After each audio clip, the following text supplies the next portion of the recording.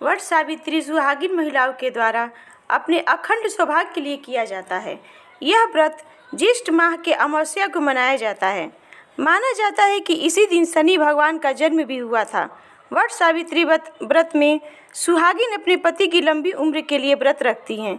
इस पूजा में वट वृक्ष की पूजा का खास महत्व है। इस दिन वट वृक्ष के नीचे बैठकर पूजा करने और सावित्री सत्यवान की कथा श्रवण करने का खास महत्व है।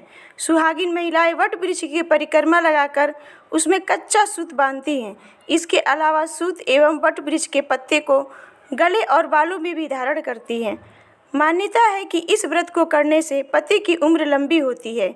इस व्रत को लेकर ऐसी कथा है कि राजर्षि महर्षि की इकलौती संतान सावित्री ने वर के रूप में सत्यवान का चयन किया था।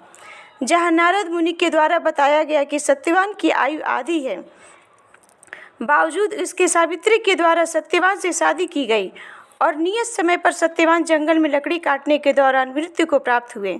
लेकिन सावित्री अपने पति व्रत के धर्म बदौलत पति के प्राण लेने पहुँचे यमराज के पीछे लग गई और आरजू मिन्नतें करने लगी। यमराज के लाख मना करने के बाद भी उनके पीछे पीछे चलती रही। अंत में यमराज ने सावित्री के पति धर्म को देखते हुए प्रसन्न हुए और 3 वर मांगने को कहा, जिसमें सावित्री ने पहला वर सत्यवान के अंधे माता पिता की आंखों की रोशनी मांगी थी और दूसरे वर के रूप में उन्होंने सत्यवान के छीने गए राजपाट की वापसी मांगी, जबकि तीसरे वर में उन्होंने सपुत्र का वरदान मांगा। तब यमराज समझ गए और तथास्तु कहते हुए सावित्री को अखंड सौभाग्यवती का वरदान दिया था। उस समय सावित्री और सत्यवान वट वृक्ष के नीचे बैठे थे, इसलिए अपने अखंड सौभाग्य की रक्षा के लिए सुहागिन महिलाएं वट वृक्ष के नीचे बैठकर पूजा करती चली आ रही हैं। हलचल न्यूज़ 24 छपरा से रंजीता गुप्ता। लकड़ियां काटने जंगल गए हुए थे। अचानक बेहोश होकर गिर पड़े। उसी समय यमराज सत्यवान के प्राण लेने आए। 3 दिन से उपवास में रह रही सावित्री को पता नहीं था कि क्या होने वाला है, इसलिए बिना विकल हुए उन्होंने यमराज से सत्यवान के प्राण लेने की प्रार्थना की।